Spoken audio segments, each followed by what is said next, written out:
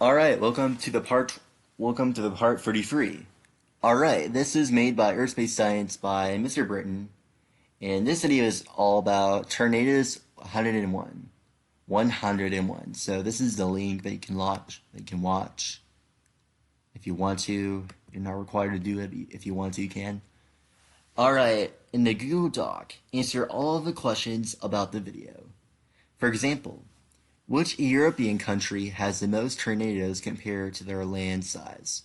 Which country reports the most tornadoes annually? How many tornadoes are reported every year? What are the two classifications of tornadoes? What is the difference between the two? What is one key component that they both share? What does the movement of particles from high pressure to low pressure create? What are two types of non-supercells? Supercell tornadoes.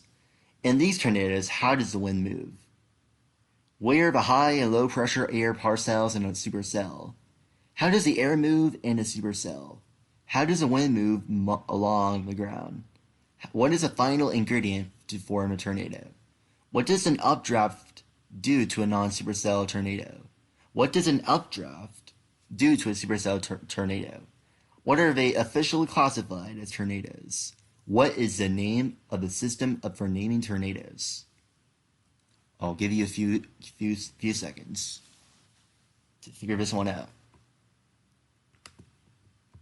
Sorry. Oh, is that it? What are the two factors that define where a tornado is on a scale? Where do one of the strongest tornadoes occur and when? How fast were its winds? All right, next assignment. I know my thing cannot pause, but anyone know how to make it pause? Psh, never mind. I can just deal with it for now. Extroverted Project 1940.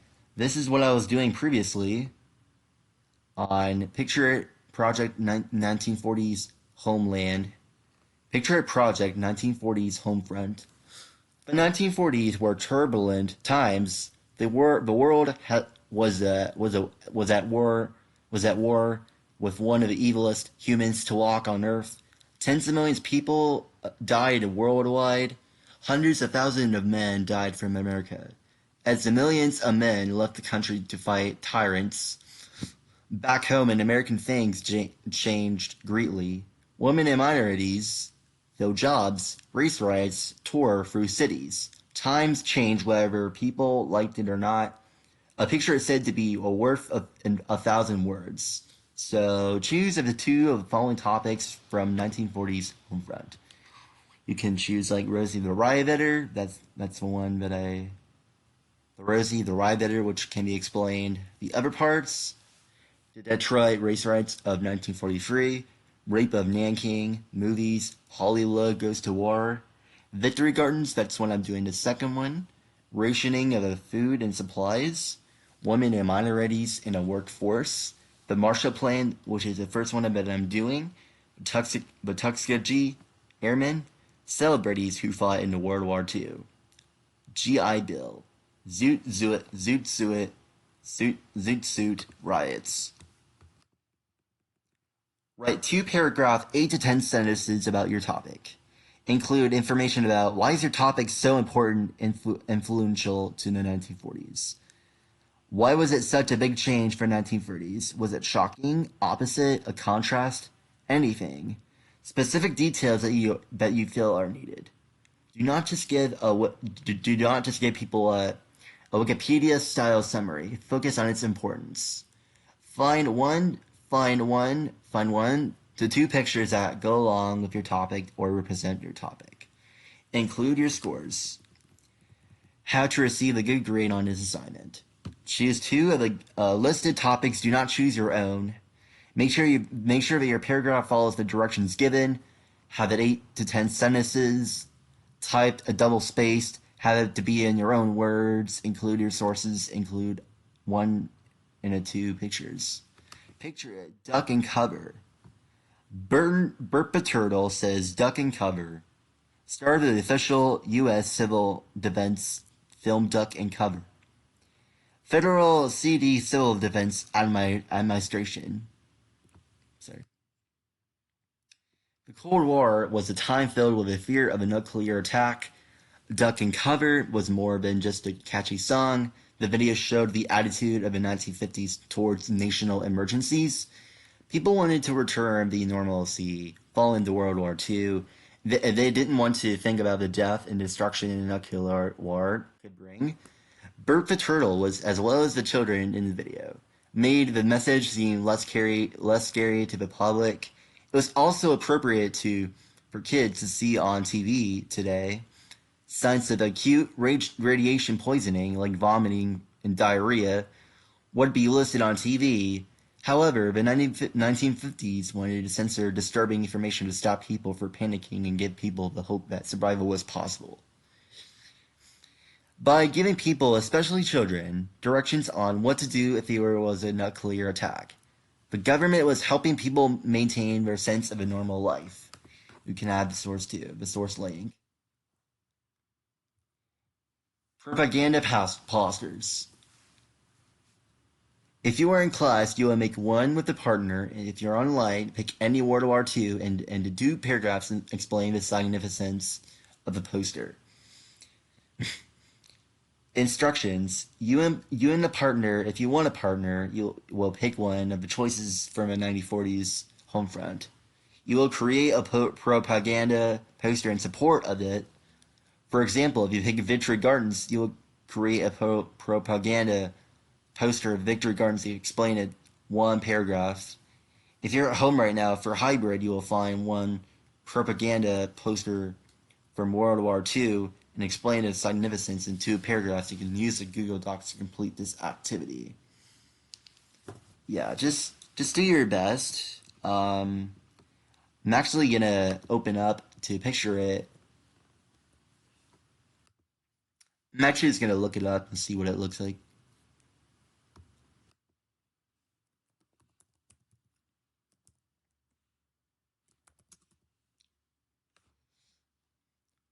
Okay, so I'm gonna show you my page, for example. So this was made previously. I'm gonna look at something with it. Um,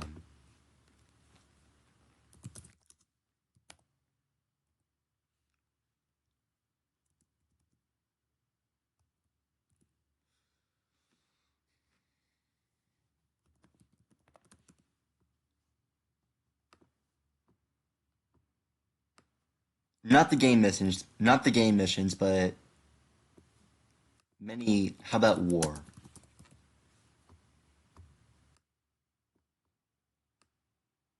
Oh, I accidentally touched that thing, but I don't know. Should I pick one for Call of Duty? But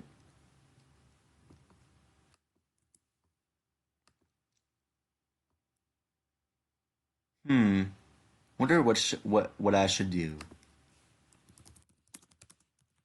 Adjust the war.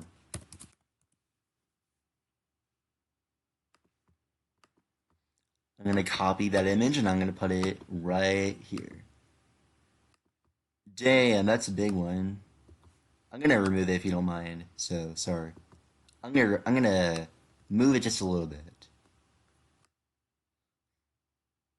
Okay, so the I did the 5 and I'm gonna do the. You can add a picture to it also if you want to. You can. You can add like 1 to 2 pictures if you want to. Just take yourself easy. That's just all I want for you to do. Definitely. All right, so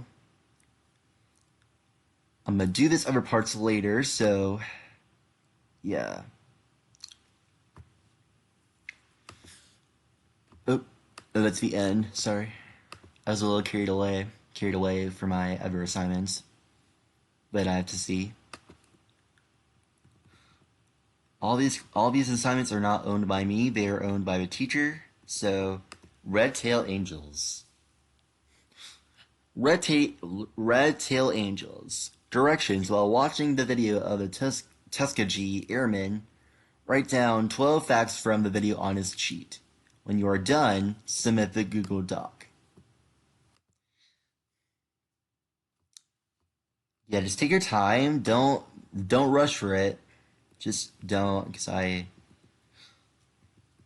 usually get feedbacks pretty much. Getting to know you. Teachers just gets really getting to know you. This was made from AM Mysteries, American Mysteries, which is I'm in second semester.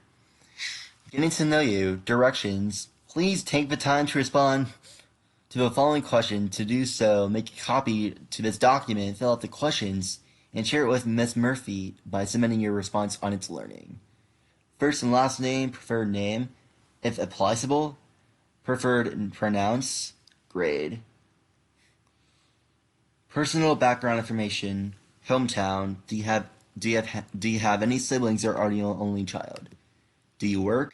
When not in class, your free favorite ways to spend time are favorite two, vending machine snacks. Favorite school appropriate beverage.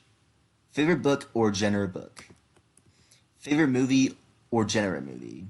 Favorite television show or genre of television show. Favorite song, artist, or music genre. The three words that best describe you are what things, people, places make you the happiest and feel most connected, why and how. Favorite subject, why. Describe a time when you feel like you were successful in school. Who is a teacher that had a significant impact on your life? Okay, so if you don't know who Miss Murphy is, Miss Murphy's new in Columbus North High School, and she is taking over the course by Mrs. Culp. I don't know what Mrs. Culp is doing right now. Hopefully, she doesn't. Hopefully, we can see her again. Miss Culp, if you're watching this, Miss Culp, if you're watching this, please come back. You can't just go away for no reason, bro. She has something to do in her life. Is there a book or topic that you learned about in the past that you found interesting or inspiring? And initial thoughts. When I think of English class, I think of set free goals for yourself in your learning for this semester. 1, 2, and 3. Is there anything you would like me to know about that was not listed here? This could also be a major life changes, circumstances, things that might interfere with your learning, just and more.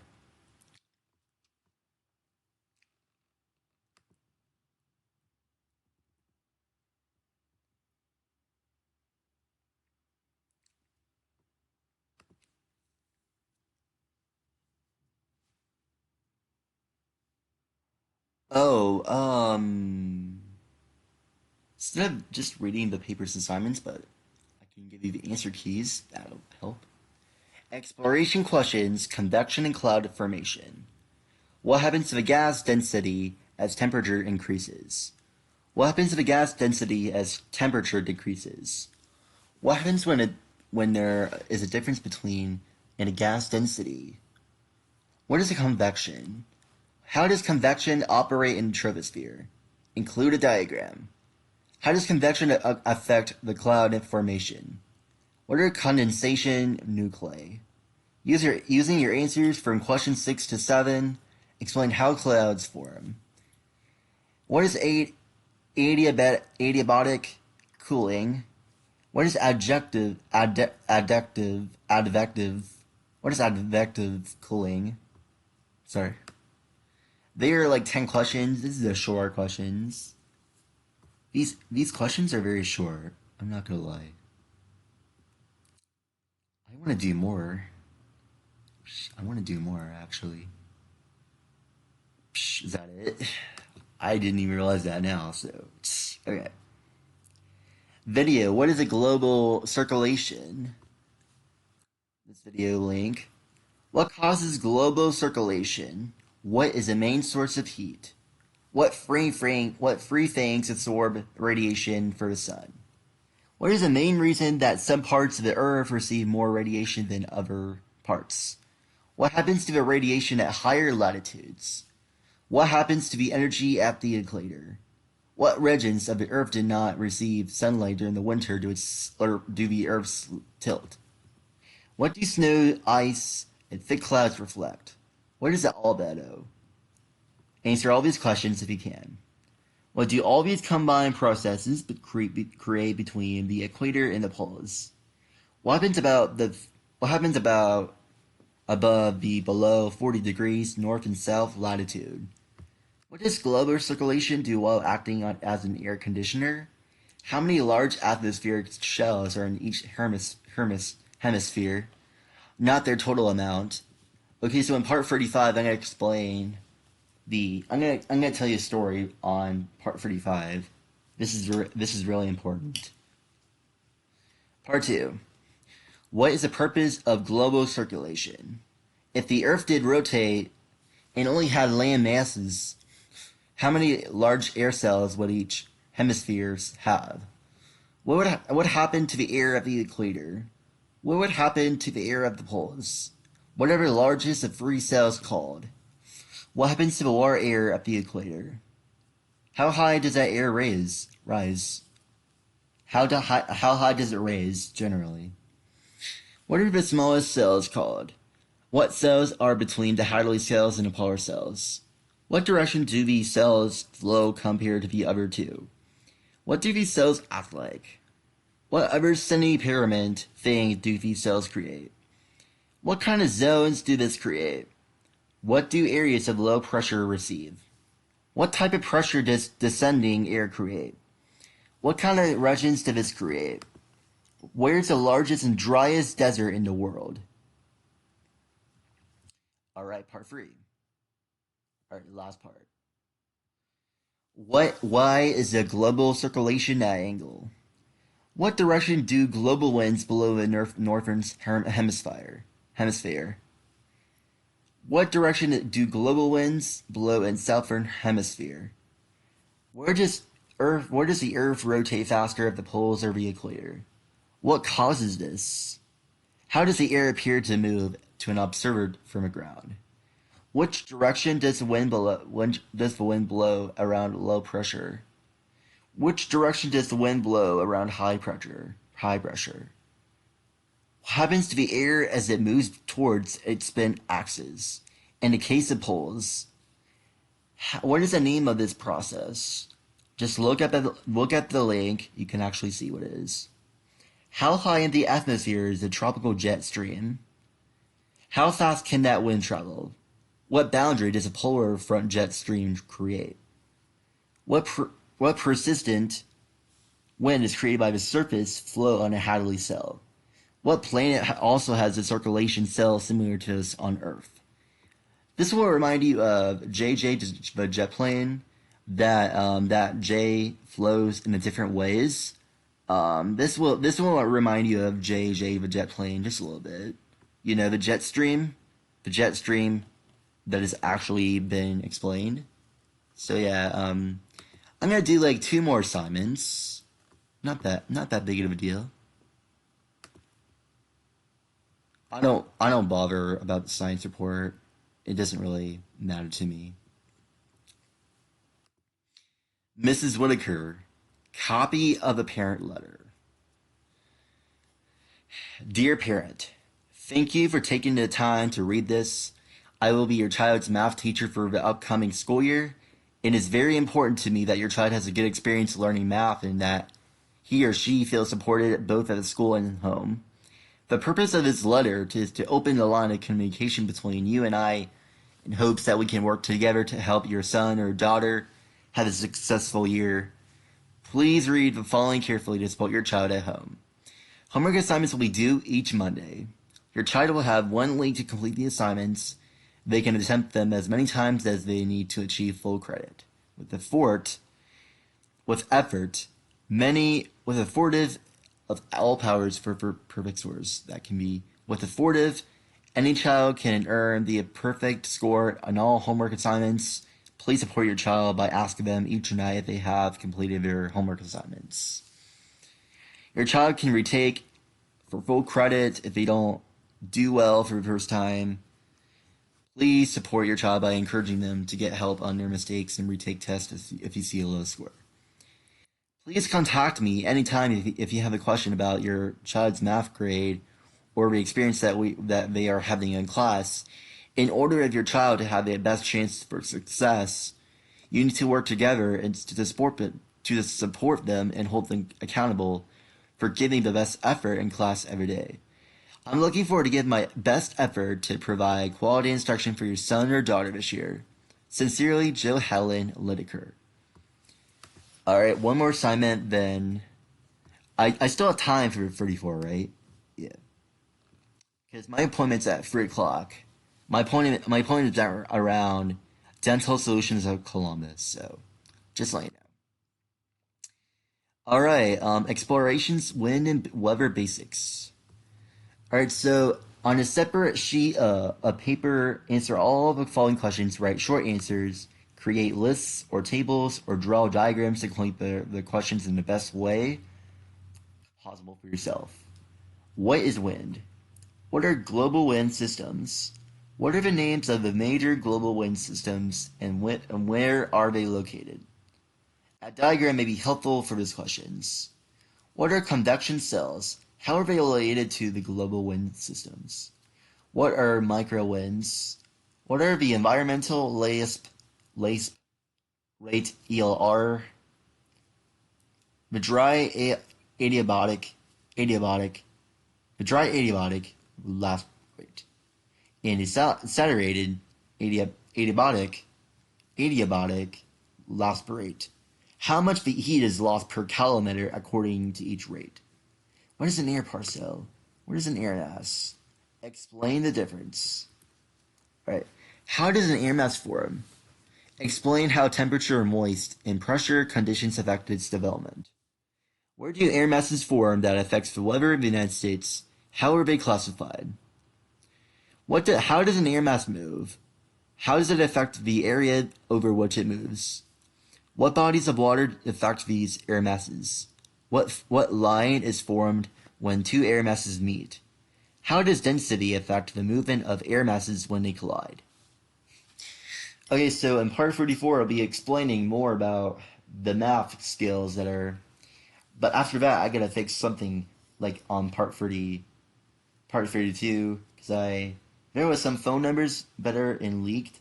I don't want nobody to like prank call them or that could get me in trouble. So please don't do that. All right. See you guys in a part 34.